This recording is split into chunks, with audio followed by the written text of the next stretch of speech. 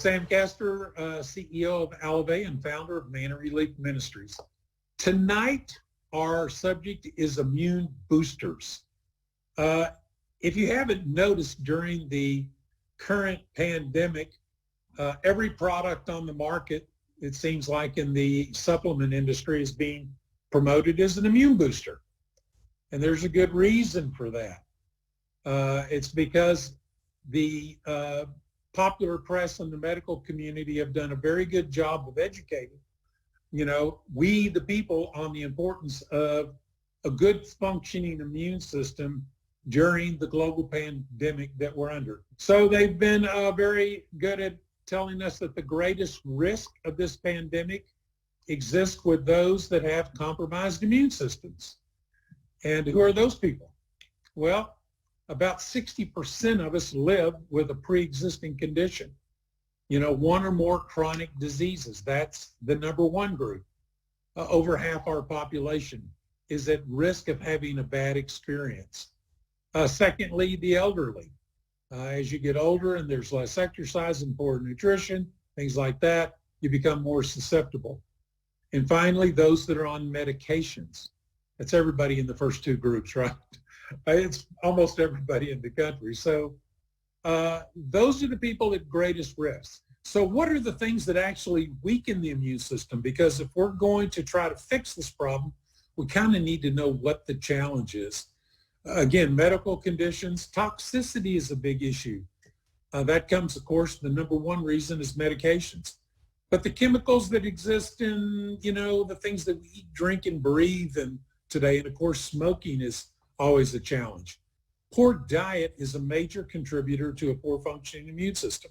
Too much sugar in our modern diets, too many processed foods, and obviously not enough vitamins and minerals, which are necessary to support a normal functioning immune system. And then finally, sedentary lifestyles. We don't move enough. Of course, with the elderly, it's compounded, this pandemic, by the fact that respiratory infections have been for almost a decade the number one cause of death in people over 65 years of age, and that's on a worldwide basis. So then you have this pandemic issue and you got some real challenges. So we go to the store and we look for immune supplements that can make a change. And again, everything is classified as immune booster. I'm going to tell you those fall into three different categories, everything you're looking at out there. Number one, immune supporting supplements. Number two, immune stimulating supplements. And number three, immune modulating supplements. And I'm going to tell you what those are now. So you can just Google good functioning immune system, and here's one that I saw today, best 8 vitamins and minerals for immune system support. Vitamin B, C, D, E, folic acid, iron, selenium, and zinc. So you find products that contain those vitamins and those minerals, and because they have a direct effect on the immune system. Now here's the interesting point, is that vitamins and minerals support normal immune functions, but you have to be deficient of those vitamins or minerals in order for a vitamin mineral supplement to make a difference in your immune system. So really, and this also covers drinks that are made out of whole foods or supplements like elderberry or goji berry or, those types of foods, because they have many of those nutrients in it that support a good functioning immune system. But versus immune booster, it should say normalize your immune function, because it really doesn't boost your immune function. It just helps your immune system function in its normal way. That's what vitamins and minerals are designed to do. Here's the challenge. We go to a store and we see immune boosters, vitamin C. If 100% of your daily value is good, how about 500% or 1,000% or 2,000% like we see on some bottles? Well, they're playing off the fact that if a little is good, then a lot would be great. That's not the case, especially when you're talking about things like the chemical isolate form of vitamin C, which is called ascorbic acid. Too much can actually be toxic in the system. Too much calcium, too much of any vitamin, any mineral especially in its isolate form, has shown to actually increase the risk of disease and death. Okay, now let's get on to immune stimulants. Many herbal supplements actually stimulate your immune system. Let's take echinacea. It's probably the best known. Now, if you Google echinacea, these are some of the things that you'll see about it. Number one, it activates the pro-inflammatory responses of the immune system. That's the front line of defense. When the immune system sees a problem, whether it's a pathogen, an invading virus or bacteria, or there's damage in the body, tissue damage, it sends pro-inflammatory responses to that area to start the immune response. So there's no doubt that herbs like echinacea can activate those pro-inflammatory responses. But here's some of the other things that you find. Do not take for more than 10 days in a row. Why is that? You don't want to activate your immune system and just turn it on without the ability to turn it off. Number two, do not take with medications. Well, that makes sense because there's a negative interaction between a pro-inflammatory stimulator in many medications. And then finally, do not take if you have an autoimmune disorder. Well, that makes sense. I mean, autoimmune means that your immune system is misfiring and attacking healthy tissue. That's a problem, right? So you don't want to do that. So the other challenge, especially with what's going on with this pandemic, is a poor functioning immune system doesn't mean your immune system is not working. It means it's not working well. So for instance, when you turn on the pro-inflammatory response, that can cause what is called a cytokine storm in people with poor functioning immune systems. So cytokines are the soldiers in the immune system that coordinate the immune system's inflammatory responses to infections, like a virus. Cytokine storms happen when these functions do not down-regulate appropriately. So it's kind of like with echinacea. You turn it on, but the immune system does not down-regulate. What happens then? Well, it can result in systemic inflammatory attack on your glands and organs known as sepsis, which can result in death. In other words, these pro-inflammatory cytokines spill over into your bloodstream because your body doesn't turn them off.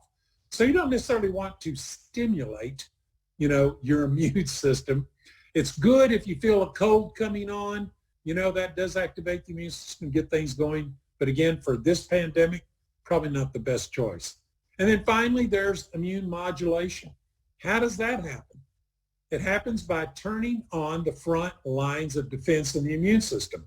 That's called macrophage activation. So what are macrophages? Macrophages are large white blood cells that are made in your bone marrow. They regulate immunomodulating, that means up and down, functions of the immune system. They provide defense against viral and bacterial infections, and they serve to detect and eliminate any foreign antigens or microorganisms. In other words, macrophages orchestrate the entire immune modulating capacity of the human immune system. So turning those on is important. In the book, The Science Behind Aloe, it says activated macrophages and dendritic cells, which is another frontline defense molecule in the innate immune system. So activated macrophages and dendritic cells are deeply involved in self-regulating immunomodulation. So again, the immune system knows when to turn on and turn off appropriately if those mechanisms are supported. Dendritic cell activation produces a cocktail of both pro and anti-inflammatory cytokines to help keep that balance in the immune system to these various responses. Okay, so how does that actually happen? How does normal human physiology upregulate the macrophage? Well, when you're looking on the left at infections, that's caused by pathogens like viruses or bacteria or fungi. And what they all have are these glycans, these strings of individual sugars sticking off their surface. And at the end of those sugars is a particular sugar that is called mannose. Mannose is the key to turning on macrophages. So you can see that purple looking thing with the dot in the center, that's a macrophage. And on the right, you see a little yellow Y looking figure. That's called a mannose receptor site. So anytime a virus, any type of pathogen comes into the human body, it expresses that mannose glycan. The immune system sees it, whether it's a macrophage or dendritic cell, and immediately goes into action. On the right side of the page, you'll see cancer. This is the same mechanism of action for seeing disease cells. All disease cells express what are called antigens. Antigen is short for antibody generator. So in other words, it's a message that sticks off the surface of a cancer cell that tells the macrophage or dendritic cells, this is a disease cell. The macrophage actually codes that antigen, sends off a messenger to a B cell to make an antibody that can only attach to that specific structured antigen on that specific cancer cell. Human physiology is absolutely amazing. So that's how you turn on a macrophage or a dendritic cell. All this stuff doesn't make any difference. You need to know this. I want to just show you this. All of these little figures at the bottom where it says extracellular receptors. These are all the different types of receptor sites that are sticking off the surface of your macrophages that actually activate it. Now look at the top. These are ligands. O-linked mannins, that's made of mannose. Phospholipomannins, amannins, N-linked mannins. Mannins all the way on the far right are mannosides. All of these, there's one thing called a beta-glucan. You might see that term come up from time to time in people that are selling immune supporting technologies. Beta-glucans are existent in the tissues of fungi. So there's one receptor that looks for that. All the rest of them on the macrophage are looking for different forms of mannose and mannins. Just want to say that in nature, there's nothing like mannins and mannose to activate the macrophage. I love this book. This is called The Plague of Corruption. It's a great book, by the way. It's written by a lady by the name of Dr. Judy Mikovits. And this lady was from the NIH. She spent 20 years at National Cancer Institute. Her doctoral thesis changed the way that we started treating HIV and AIDS and saved the lives of millions of people. She's come under some controversy recently because she discovered a whole new series or family of retroviruses that comes from animals that they make human vaccines from, that she believes is now linked to issues like chronic fatigue syndrome and autism. Anyway, you can imagine that that's controversial within the medical complex. Anyway, just a brilliant lady. She says this about macrophages. They're orchestrators of the immune system response. If you can get your macrophages working properly, they will attack pathogens more effectively. That's the way nature intended humans to defend themselves. So it's all about macrophage activation. That brings us to this plant. It's called aloe vera, cornerstone of ancient medicine for a reason. They didn't know in those days why, but there was something in the fresh gel of aloe vera that caused an immune response that was unlike anything that they had seen in nature or in medicine. In fact, that still stands today. In 1985, the bioactive molecule in the aloe vera gel was discovered that actually made that immune response. It was named ACE-mannan.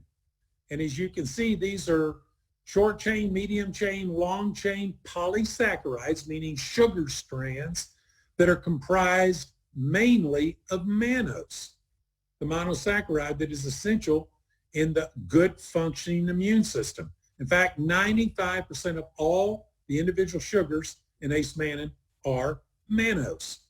So that was the first discovery. I mean, that sort of changed things. When they discovered ace-mannan and stabilized it, that brought out the first stabilized mannose-based molecule from nature. Then 2005, this article was published, which is the identification of the optimal molecular size of allopolysaccharides, which are ace-mannan, with maximum immunomodulatory activity. In other words, of the small, medium, and large chains, which ones were actually activating the immune system. And this was published in the International Immunopharmacology Journal in 2005. And that changed everything. In 2014, Dr. Santiago Rodriguez took that science and created the industry's most potent immunomodulating technology using this new science of ace-mannan technology. And he donated that exclusive technology to the Hope Movement, our program, our platform of social giving, so that every time a consumer made the decision to enhance their immune activity, we could provide that same level of immune support to the world's most vulnerable children. That's what we do in the Hope Movement. That's what we do through Alivea. The two products that we made specifically to deliver ace-mannan, one is called Immune. Obviously, that's what it's for. You know, strengthen your immune system through immune modulation. The other is a product that we love the delivery system. We thought initially for children, but what we're finding is adults are eating more of these than anybody, because it's a sugar-free lollipop with vitamin C made specifically for immune macrophage activation. And I'll just close this segment with this. You know, the cutting edge of cancer research today is a new form of therapy that is being called immunotherapy. It's exactly what it sounds like. It's after 50 years of invasive forms of cancer treatment, the brightest minds in cancer research have come to one conclusion. The most impactful way to fight cancer in the human body is through the human immune system. And so what they're doing in immunotherapy is they're finding ways to help the immune system do what it's designed to do. Like, for instance, they're monocloning some of these antibodies that attach to those cancer antigens that I explained at the beginning of this talk. But to maximize the efficacy of immunotherapy, one of the leading immunotherapists in the country wrote this little article. She said, "Our search for the most scientifically advanced technologies for optimal immune system support led us to Alivea. Their unique immune modulating Alivea ace-mannan technology represents the best science that I found for immune system modulation and provides us with an unprecedented integrative health strategy for maximizing the benefits of immunotherapy." That is Dr. Renee Herty from Dream for the Cure Foundation, Cancer Research Foundation. So when you're out in the market, and we're living in a 21st century where pathogens of all kinds are coming at us from all directions, just remember, the most proactive thing that you can do is turn on the very front end of the immune response, which is called macrophage activation. There is no molecule in nature that provides the mannose or mannins like the ace-mannan molecule in aloe vera. So, hope you've enjoyed this. Hope it's helped broaden your mind just a little, given a little perspective to this, quote, immune booster phenomena that's going on in the marketplace and why we have absolutely the cutting edge technology. Hey, thanks for joining us on the call tonight. We'll see you guys real soon.